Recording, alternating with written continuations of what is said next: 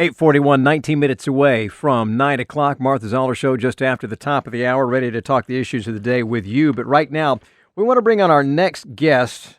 Glad to have him as a neighbor here on Main Street. He is someone who is, as it says here in the bio, he is passionate about history and chess. And I got to tell you, Brian, I don't know a whole lot about chess, but I do love history. And the particular history we're talking about today is some that you're very familiar with. We're talking with Brian Alikhani, and we're talking about his book, Untethered, True Children of Cyrus. And Brian, we're looking at what happened in 1979 and what led to the Iranian Revolution of 79. Talk a little bit about that. You are an immigrant from that country. Where are we starting with this? Where does the book start? Absolutely, and thanks for inviting me. Untethered, The True Children of Cyrus is about a student and his sister who left Tehran in 1977 to attend high school abroad. Shortly after they leave the country, unforeseen events force them to fend for themselves in a foreign country, being the United States, while they witness their homeland self-destruct and misguided, unstoppable revolution that swings it back to the dark ages. They witness how a prosperous country gets itself into a state of decay, public execution, poverty, defeat, and contempt. So, as you took a look at this, one of the things you point out was you talk about the conspiracies, as you put it here, of Western media, particularly the BBC, in bringing the Ayatollah to power. Talk a little bit about that and how that happened. That's a great question. The book gives 10 factors that led to the Iranian Revolution of 1979. That was the time then what it happened, 77 to 79, and it finalized in 79. One of those factors is Jimmy Carter and his inept cabinet in foreign policies. They just did not understand foreign policies, and the other 9 factors, people have to read book.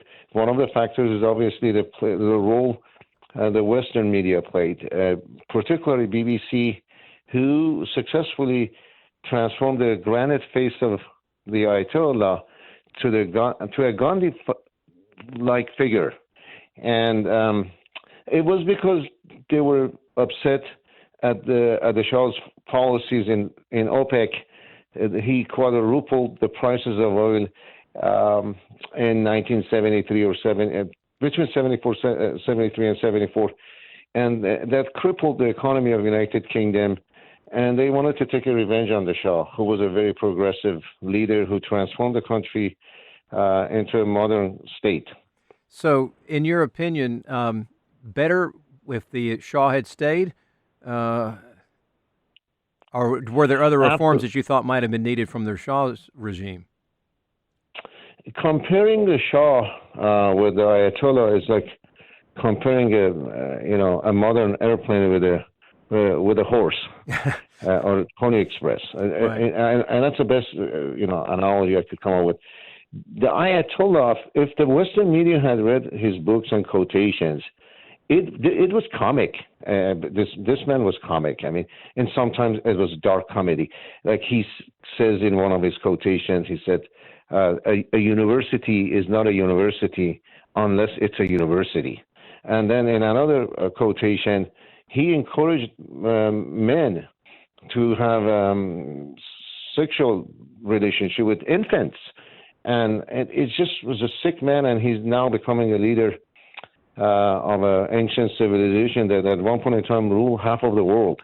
It's embarrassing that the current president of Iran, Ebrahim Raisi, that the Biden administration is trying to have negotiations with about nuclear deal. That man has gone to school only to elementary school, and so he finishes 5th grade, never attended 6th grade. Now he's a president of a country of the size of Iran. Iran was very prosperous, wealthy country.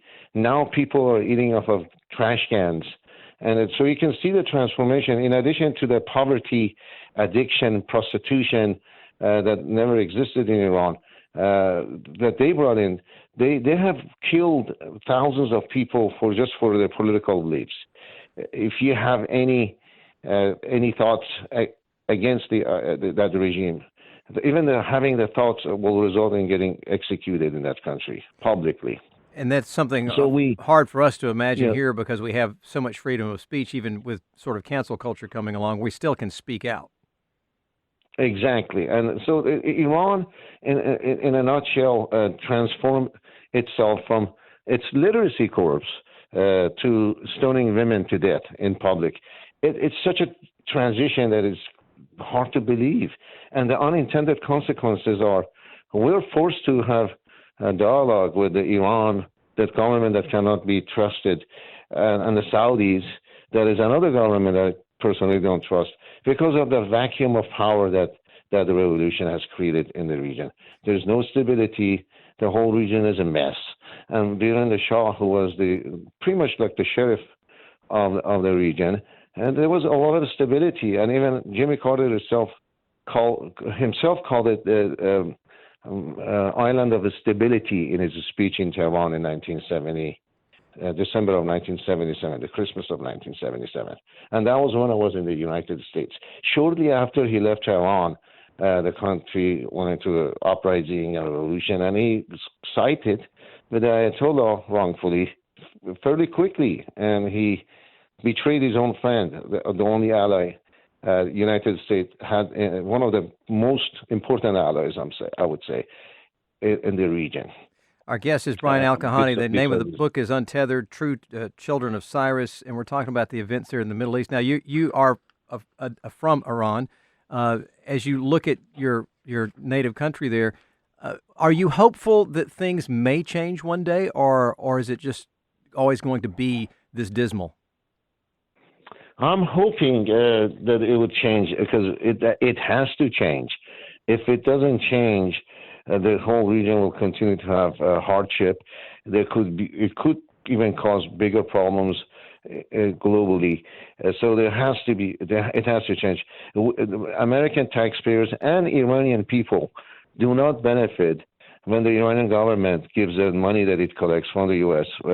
During these negotiations, makes rockets and gives them to Palestinians and Lebanese to launch attacks on Israel.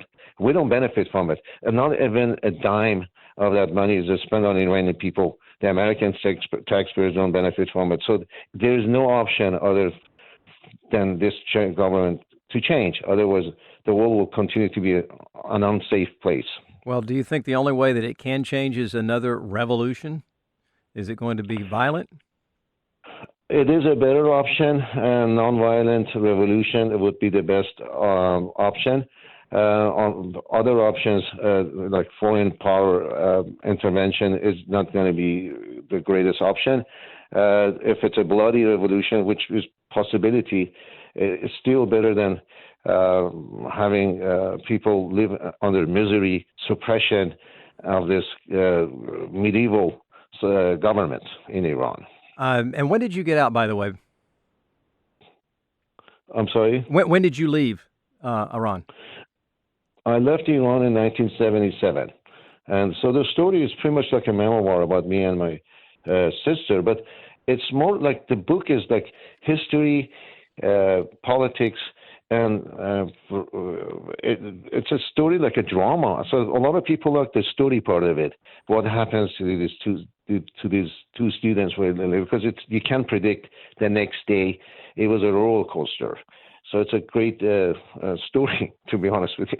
Yeah, and an interesting history to say the least. And we are now suffering because of some mistakes made back in the late 70s, actually building up prior to that, as you point out. If folks want to find the book, and hopefully they will, easy to do, how do we get it? And if you go to Amazon and then type The True Children of Cyrus, that's the best way of finding the book. Okay. The True Children of Cyrus on Amazon. And the book will show up with the Ayatollah's picture on it, and my name and the co-author, Raul Zafner. There you go. Brian Alikhani, thanks for being with us this morning. I appreciate it. And I just got to point this out. You're living in California. Thanks for getting up so early. It's 5:50 where you are. I appreciate it. You're dedicated. I do appreciate it. Thank you. I appreciate your time, too, as well. All right. Be well. We will hopefully talk to you soon. It's 8:51.